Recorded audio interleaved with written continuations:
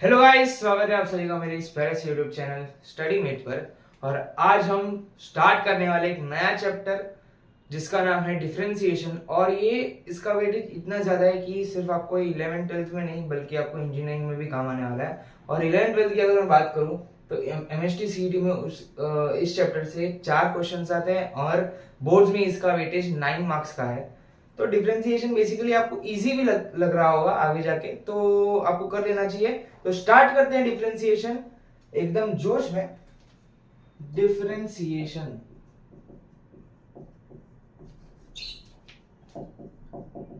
नाम से आपको क्या याद आ रहा है? जैसे कि बेसिकली अगर मैं किसी का भी नाम लूं, अगर आयरन मैन का नाम लूं तो आपको टोनी स्टार्क याद आएगा। अगर मैं ऋतिक रोशन का नाम लूं तो आपको एक मस्कुलिन बॉडी इमेजिन होगी आपके दिमाग में। बेसिकली हम जो नाम हम सुनते हैं हमारे दिमाग में एक इमेज बन जाती है उसको बोलते हैं फोटोग्राफिक मेमोरी। तो डिफरेंशिएशन नाम सुन के आपको क्या याद आता है? डिफरेंशिएशन आपने 10th में ऐसे क्वेश्चंस देखे होंगे, differentiate between this and this. Differentiate करते थे ना आप, डिस्टिंग्विश बिटवीन, डिफरेंशिएट बिटवीन। तो डिफरेंशिएट का मतलब ये है कि आप उसे अलग अलग करो, यानी कि 2 भागों में तोड़ो, 3 भागों में तोड़ो, 4 भागों में तोड़ो। डिफरेंशिएशन और इंटीग्रेशन में रिलेशन क्या है? आपका जो अगला चैप्टर होगा वो इंटीग्रेशन होगा। मैं आपको एक ओवरऑल नॉलेज दे देता हूं कि एक बड़ी सी बॉडी है समझो। क्योंकि जब जो साइंटिस्ट होते हैं, जो इंजीनियर्स होते हैं, जो आइलैंड्स में रिसर्च करते हैं, उन्हें अगर पूरे ओशन के बारे में, ओशन का नेचर, ओशन का बिहेवियर जानना हो तो पूरे ओशन के पानी को नहीं इकट्ठा करते। ओशन का सिर्फ एक बूंद उठाते हैं या फिर एक जग उठाते हैं, उस पे एक्सपेरिमेंट करते हैं, उस पे जो उन्हें रिजल्ट्स मिले वो अज्यूम कर लेते हैं कि पूरे ओशन का बिहेवियर उसी एक जग जितने पानी का होगा। यानी कि हमें इस पूरे बॉडी की जरूरत नहीं है, हमें सिर्फ इसके छोटे से भाग की जरूरत है, छोटे से टुकड़े की जरूरत है। यानी कि हमें कभी भी कोई भी बड़ी चीज से छोटी चीज में आना हो, ये जो बड़ी चीज है पूरी, इससे एकदम उसकी छोटी चीज में आना हो तो हम उसे डिफरेंशिएट कर करके छोटा कर देते हैं। डोरेमोन की स्मॉल लाइट याद है, बचपन में देखा होगा, एकदम बिल्कुल वैसा ही है। एकदम बड़ी सी बॉडी है, हमें उसे डिफरेंशिएट कर करके छोटे से टुकड़े में कन्वर्ट करना है और उस पे अभी हमें जो करना है वो कर लेंगे हम लोग। और इंटीग्रेशन में उल्टा है। इंटीग्रेशन यानी कि डोरेमोन की बिग लाइट, इसे एक हमें डिफरेंशिएशन में एक छोटा सा टुकड़ा दिया रहेगा, एकदम छोटा सा टुकड़ा दिया रहेगा, इतना छोटा टुकड़ा दिया रहेगा, हमें उसे इंटीग्रेट कर करके इतना बड़ा करना है, बाद में इतना बड़ा करना है, और बड़ा करते जाओ, जितना बड़ा करना है करते जाओ। वैसे हम इंटीग्रेशन में बड़ा करते जाएंगे, डिफरेंशिएशन में छोटा करते जाएंगे। तो डिफरेंशिएशन और इंटीग्रेशन में ये फर्क है कि डिफरेंशिएशन में आप बड़े बॉडी से छोटे बॉडी में जाते हो, इंटीग्रेशन में आप छोटे बॉडी से बड़े बॉडी में जाते हो। मैं आशा करता हूं आपको ये जो बेसिक मीनिंग है समझ में आ चुका होगा। तो ये बहुत लोगों को ये बेसिक मीनिंग पता नहीं होगा, एंड दैट्स नॉट राइट। चलो बहुत हो गई यहां वहां की बातें, अब आते हैं पॉइंट पर। डिफरेंशिएशन का बेसिक फॉर्मूला क्या है? एकदम बेसिक, एकदम फंडामेंटल फॉर्मूला क्या है? पहले तो डिफरेंशिएशन हम लिखते कैसे? जैसे कि मैं बोलूं फिजिक्स में एक्सेलरेशन है, हम उसे कैसे लिखते हैं? ए, फोर्स को एफ, ऐसा हम लिखते हैं। तो अभी डिफरेंशिएशन को हम डिनोट कैसे करते हैं? हमें पता कैसे चलेगा कि ये डिफरेंशिएशन का सम है? डिफरेंशिएशन में अगर आपको डी अपॉन डी एक्स दिख जाए, डी अपॉन डी टी दिख जाए, डी अपॉन डी वाई दिख जाए, तो समझ जाना वो डिफरेंशिएशन का है। बेसिकली समझो कोई एक क्वांटिटी है जिसका नाम है x, या समझो कोई क्वांटिटी है जिसका नाम है y, कोई क्वांटिटी है, कोई एक एक्सप्रेशन है जिसका नाम है y। हमें बोला कि y को डिफरेंशिएट करो, तो हम इसे कैसे करेंगे? हाँ, हमें बोला कि y को डिफरेंशिएट करो विथ रिस्पेक्ट टू x। अब इसका मतलब क्या हुआ? Differentiate y with respect to x, यानी कि हमें इसे डिफरेंशिएट करना है विथ रिस्पेक्ट टू x।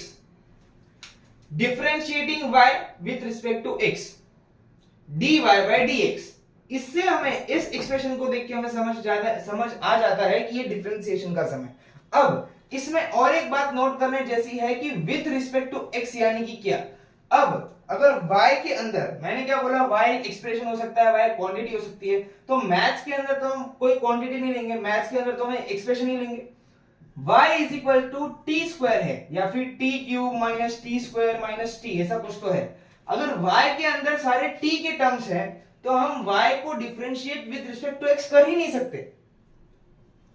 अब हम विथ रिस्पेक्ट टू का, बेसिकली मैं आपको पहले विथ रिस्पेक्ट टू का मतलब समझाता हूं कि जब आपकी मम्मी, आप ये तो सबके साथ होता रहेगा कि आपकी मम्मी ने आपको कभी किसी ना किसी लड़के के साथ तो कंपैरिजन किया ही होगा, बोला रहेगा कि शर्मा जी का बेटा तेरे मुताबिक बहुत अच्छा है, यानी कि शर्मा जी का जो बेटा है विथ रिस्पेक्ट टू यू बहुत अच्छा है, यानी कि वो शर्मा जी का बेटा विथ रिस्पेक्ट टू यू यानी कि आपके कंपैरिजन में बहुत अच्छा है। यानी यहां पर ये क्या बोलना चाह रहे हैं कि differentiate y with respect to x, यानी कि डिफरेंशिएट करो y को किसके मुताबिक, x के मुताबिक, यानी कि y के अंदर कौन से टर्म्स होने चाहिए, x के टर्म्स होने चाहिए, कम से कम x का एक तो टर्म होना ही चाहिए, वरना ये कांस्टेंट है, वरना ये टर्म क्या है, कांस्टेंट है। किसके लिए, अगर हम x की बात कर रहे हैं, अगर हम बोल रहे हैं कि विद रिस्पेक्ट टू x, अगर यहां पर dx आ गया है तो ये term for x is constant. अगर यहां पर मैं लिखूं differentiate y with respect to t,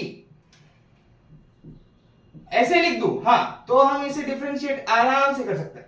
लेकिन अगर आ गया विद रिस्पेक्ट टू y ही कर दो, या फिर विद रिस्पेक्ट टू z कर दो, with respect to any alphabet कर दो अदर देन t, तो फिर हम इसे डिफरेंशिएट नहीं कर सकते। तो बेसिकली आपको ये ध्यान में रखना होगा, क्योंकि जो चीज को आपको डिफरेंशिएट करना है, विद रिस्पेक्ट टू करना है, उसके टर्म्स उस एक्सप्रेशन में है कि नहीं, अगर नहीं है तो वो कांस्टेंट है।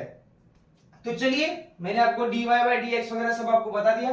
अब हम देखते हैं इसका बेसिक फॉर्मूला क्या है। सर इसका बेसिक फॉर्मूला, चलो देखते हैं। और मैथ्स में ज्यादातर टाइम्स हम डिफरेंशिएट करते हैं विद रिस्पेक्ट टू x, तो ये बहुत कॉमन सी चीज है कि लोग भूल जाते हैं देखना कि विद रिस्पेक्ट टू क्या दिया है और एक्सप्रेशन में कौन से टर्म्स है। आपको देखना पड़ेगा, ये देखना बहुत जरूरी है, भले ही बहुत बेसिक चीज है ये, पर जब ये हम लॉन्ग टर्म में बड़े बड़े सम्स में अप्लाई करते हैं बहुत बड़ी बड़ी मिस्टेक्स होती हैं और आपके मार्क्स इसमें ही कटेंगे। सो बेसिक फॉर्मूला, हमें डिफरेंशिएट करना है। समझो y is equal to X raise to n है, n कौन सी पावर हो सकती है, n can be 0 1 2 3 dot dot dot infinity. तो differentiate y with respect to x, y के अंदर क्या है x raise to n, differentiating x raise to n with respect to x। अब मैं डी में आपको नहीं बता रहा हूं, ये जो बेसिक फॉर्मूला है वो हमें किसी भी टर्म को हमें अगर डिफरेंशिएट करना हो, x रेज टू अगर n है तो पहले n बाहर आएगा, n x, और यहां पर -1 आ जाएगा, n -1। अब यहां पर x की जगह y हो सकता है, z हो सकता है, t हो सकता है, जो आपको चाहे वो हो सकता है, n की जगह पर 1 2 3 4 जो चाहे वो हो सकता है। अगर फॉर एग्जांपल, तो ये रुको, तो फिर ये क्या हो जाएगा, n x raise to n -1।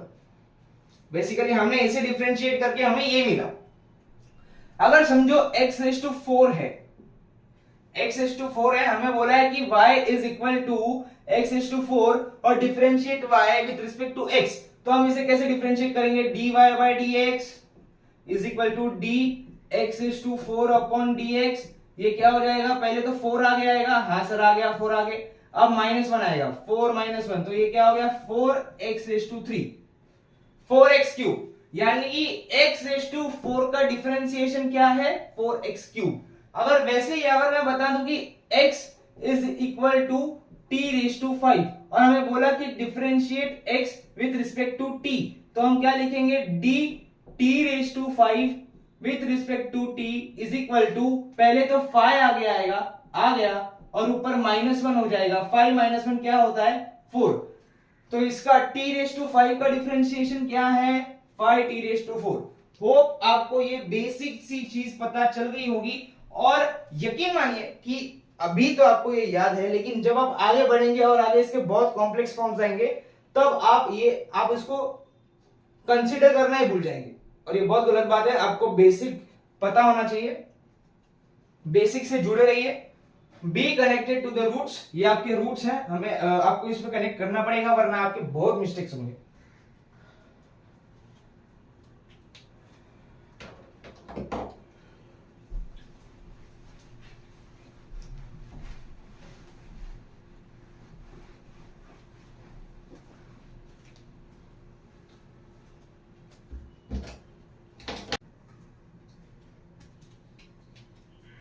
चलिए तो फिर इस बेसिक फॉर्मूला पर थोड़े बेसिक सम्स कर लेते हैं। क्वेश्चन है differentiate y with respect to x। First y is equal to x raise to -4, second y is equal to x raise to 4/3, third y is equal to x raised to 4 plus 2x cube plus 1/3 x square।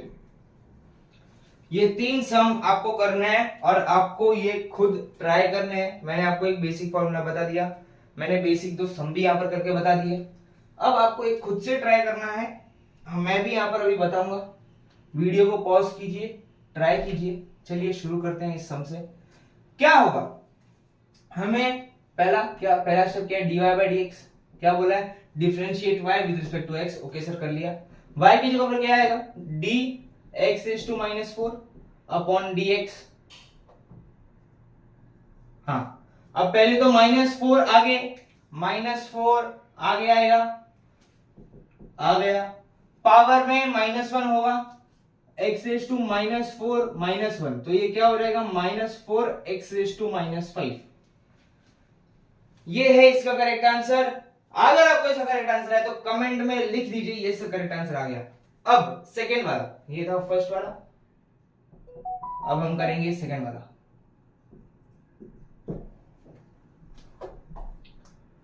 x raise to 4/3। अब इसमें हम क्या लिए, पहला step dy by dx। इसमें y की जगह पर क्या आएगा, x raise to 4/3 upon dx। 4/3 आगे आएगा, आ गया। पावर में -1 होगा, 4/3 -1 क्या होगा, 4/3 -1 इज 1/3, तो 4/3 x रेज़ टू 1/3। आ गया क्या आपको आंसर? अगर आपको सही आंसर आ गया है तो लिखिए कि यस सर सही आंसर आ चुका है। अगर अभी हम वो जो ऑफलाइन क्लासरूम में होते तो लोग तो चिल्ला चिल्ला के बोलते हैं सर हमें आंसर आ गया, आंसर आ गया। और अब अगर आप ऑनलाइन लेक्चर में हो तो आपके पास कमेंट सेक्शन दिया है यूट्यूब वालों ने, तो लिखिए ना कि करेक्ट आंसर आ चुका है, शर्माते क्यों है?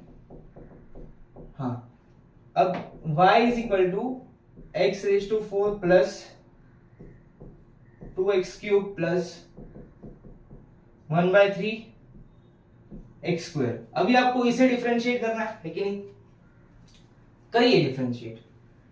dy by dx, dx raise to 4 x raise to 4 plus 2x cube plus 1/3 x square divided by dx। क्या होगा, x रेज़ टू 4 का क्या होगा, 4 आगे आएगा, -1 3, इसमें 2 कांस्टेंट है, कांस्टेंट को टच नहीं करना, जैसा था वैसा ही रखना है, इंटू एक्स क्यूब। अभी समझो अगर 2x क्यूब है तो इसमें 2 जैसा था वैसा ही 3 आगे आएगा, ऊपर -1, यानी कि ये हो गया 6x स्क्वायर। तो सेम यहां पर इंटू 3, अभी 3 - 1 2 आ गया। अब 1/3 जैसा था वैसा ही, यहां पर वापस 2 बाहर आएगा, ऊपर -1, तो ये आ गया। तो फाइनल आंसर क्या होगा, 4x cube plus 6x square plus 2/3x। I hope आपको ये करेक्ट आंसर आ चुका है। अगर आपको करेक्ट आंसर आया है तो प्लीज कमेंट सेक्शन में लिख दीजिए, जिससे मुझे ही पता चले कि हाँ आपको कुछ कुछ समझ में आ रहा है, कुछ कुछ समझ में आ रहा है। ओके, तो अब हम आगे बढ़ते हैं। अब डिफरेंशिएशन इस दुनिया में किसी भी चीज का हो सकता है, यस यस और नो। डिफरेंशिएशन तो हम किसी भी चीज का कर सकते हैं, क्योंकि कोई भी चीज कुछ, अगर कोई चीज इस दुनिया में एग्जिस्ट करती है तो उसका कुछ तो मास होगा, उसका कुछ तो वजूद होगा। अगर उसका कुछ तो मास है, उसका कुछ तो वजूद है, तो हम उसे डिफरेंशिएट कर करके कोई छोटे चीज में कन्वर्ट कर सकते हैं। तो बेसिकली सिर्फ डिफरेंशिएशन इन एक्सप्रेशंस का नहीं होता, डिफरेंशिएशन होता है ट्रिग्नोमेट्रिक फंक्शंस का, डिफरेंशिएशन होता है लॉगरिथमिक फंक्शंस का, डिफरेंशिएशन होता है एक्सपोनेंशियल फंक्शंस का, इन सारे फंक्शंस के भी डिफरेंशिएशन होते हैं। तो आपको बेसिकली एक चार्ट मैंने अपने वेबसाइट पर बेसिकली मैं आपको हमेशा शॉर्ट नोट्स तो देता ही हूँ, है ना, short notes, mind maps, DPP वगैरह सब आपको मिल जाते हैं वेबसाइट पर। तो आपको इस चैप्टर के भी जो शॉर्ट नोट्स है वो मिल जाएंगे, और वहां पर आपको जो पहला ही चार्ट दिख रहा रहेगा उस वहां पे आपको सारे ट्रिग्नोमेट्रिक फंक्शंस के डिफरेंशिएशन होंगे, लॉगरिथमिक फंक्शंस के डिफरेंशिएशन होंगे और एक्सपोनेंशियल फंक्शन के डिफरेंशिएशन होंगे। आपको ये याद करने हैं।